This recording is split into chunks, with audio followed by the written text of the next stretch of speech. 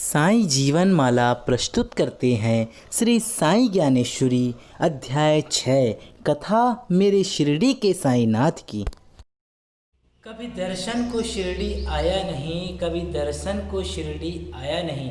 धाम चारों गया भी तो क्या फ़ायदा, धाम चारों गया भी तो क्या फ़ायदा। साईं ज्ञानेश्वरी के इस ग्रंथ की कथा का अगर आपने श्रवण किया नहीं तो आपको यह तन मिला भी तो क्या फ़ायदा।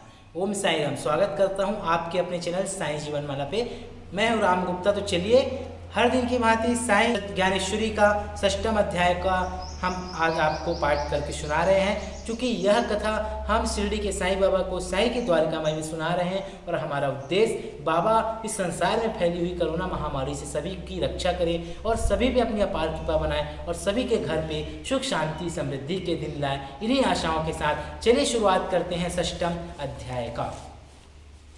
6वां अध्याय में ईश्वर का ऐश्वर्य है, वह जो संपूर्ण शक्ति, संपूर्ण यश, संपूर्ण धन, संपूर्ण ज्ञान, संपूर्ण सौंदर्य और संपूर्ण त्याग से युक्त है, वह ईश्वर है। शिरडीवासी साईं संवाद। यहाँ हमें यह संकेत मिलता है कि ईश्वर अखंड है, जन्म मृत्यु से परे हैं और वह धरती पर सगुण रूप में अवतार लेता है। उसका कोई घर नहीं होता, उसके द्वार निर्मित यह संपूर्ण ब्रह्मांड ही उसका घर है। दुनिया के सारे लोग ही उसके पारिवारिक सदस्य हैं, उसके लिए सभी एक समान हैं। उसके रूप अनेक हैं किंतु मूल रूप में वह ही एक ही है, सबका मालिक एक है। श्री साईं कहते हैं यहाँ हमें यह ज्ञात होता है कि क्षिति, जल, पावक, गगन और समीर ये पंचभूत ईश्वर द्वारा निर्मित हैं और इस पर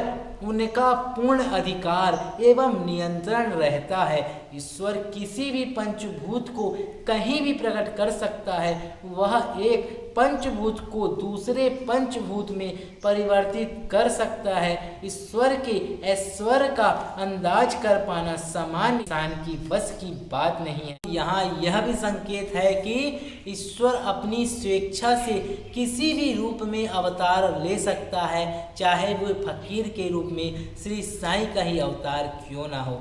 श्री साईं चंदोरकर संवाद। यहाँ हमें ईश्वर की सर्वज्ञता का संकेत मिलता है। कब क्या होगा यह तो केवल ईश्वर ही जानता है। अतीत, वर्तमान और भविष्य तीनों कालों की जानकारी ईश्वर को ही रहती है। कुलकर्णी श्री साईं संवाद का भी अध्याय 1 में अध्याय 6 में वर्णन किया गया है। यहाँ हमें यह ज्ञात होता है कि कठिन समय में, घोर विपत्ति में हमारी रक्षा सुरक्षा ईश्वर ही करते हैं। वे भक्तों की करुण पुकार को सुनते हैं और सारे संकटों को दूर करते हैं। पेड़ से श्री साईं संवाद का भी वर्णन यहाँ पर किया गया है। यहाँ हम यह ज्ञात होता है कि ईश्वर के सभी हृदय को, भावों को जानते हैं कि किसके मन में आस्था एवं श्रद्धा है और किसके मन में आस्था एवं श्रद्धा नहीं है। इसका उसे स्पष्ट ज्ञान है। निश्चय ही ईश्वर ज्ञान का आगार एवं भंडार है। ईश्वर अपनी क्षमता से अभक्त को भी भक्त बना देता है। श्री साईं कुलकर्णी संवाद का भी इस 6 अध्याय में वर्णन किया गया है।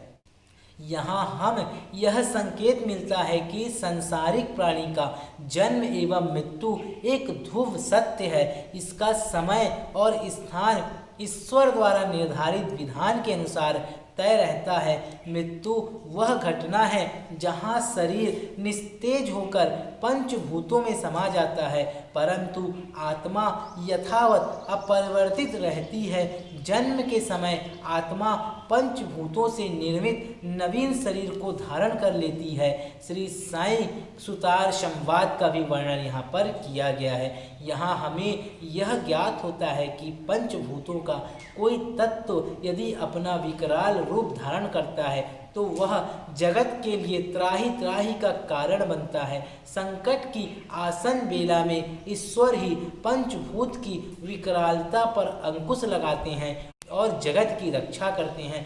पंचभूतों का विकराल रूप कब और कहाँ उत्पन्न होगा यह केवल ईश्वर को ज्ञात रहता है। ईश्वर सर्वज्ञ है, जगन्नाथ है, सर्वत्र व्याप्त है। यहाँ यह भी ज्ञात होता है कि जगत की सारी संपदा एवं वैभव ईश्वर का ही अवदान है, उसी की संरचना है। उसकी कृपा से कुछ काल के लिए हमें यह प्राप्त होती है।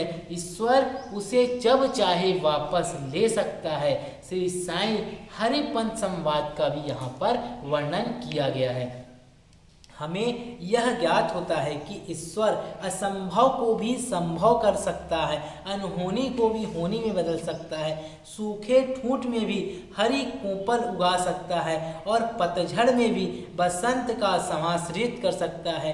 यह अखिल ब्रह्मांड उसी की इच्छा शक्ति पर निर्भर है। तो साईं ज्ञानेश्वरी का 6वां अध्याय संपूर्ण हुआ।